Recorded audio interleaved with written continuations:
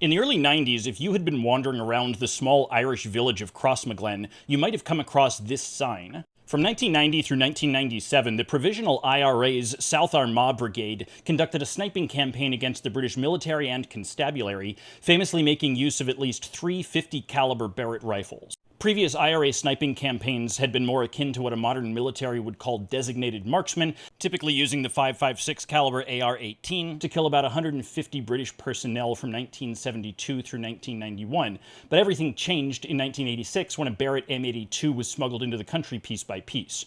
The IRA loved this weapon because, along with its incredibly long effective range, as one IRA leader put it, it could walk right through a flak jacket.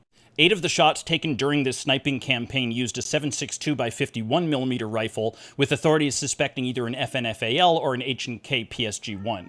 The IRA divided South Armagh between 2 sniper teams, each made up of 4 people, although the scout and support teams could reach as many as 20 volunteers for a single shot. During the 7-year campaign, a total of 24 sniper shots were fired at British personnel. The first 8, comprising the entirety of the first 2 years of the campaign, all missed. March 16, 1990 was the first time they used a 50 caliber rifle. A single bullet penetrated the helmet and skimmed the skull of a lance corporal, leaving him with minor injuries. August of 1992 saw the first successful kill, and by 1997, 7 soldiers and 2 constables had fallen to the snipers.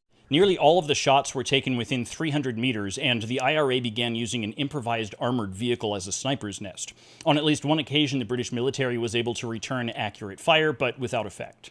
After 2 attacks in 1997, the British SAS conducted a raid that led to the arrest of 4 members of the sniper team responsible for covering the west side of South Armagh.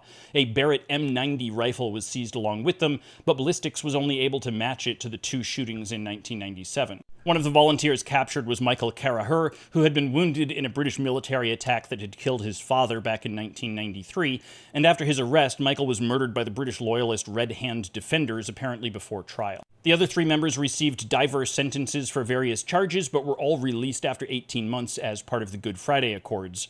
The sniper team that covered the eastern side of South Armagh has never been apprehended, and there are at least 2 50-caliber Barrett rifles still unaccounted for. A British Ministry of Defense report after the fact indicated that the sniper teams had created significant logistics and morale problems for British forces in the area, with some soldiers having to be disciplined after refusing to leave shelter during vehicle checks.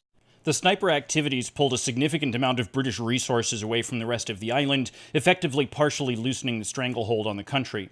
The British government also invested a significant amount of time and money into new, hopefully sniper-resistant body armor, but the result ended up being too heavy to wear while on patrol, burning through money that could have been used to do real damage.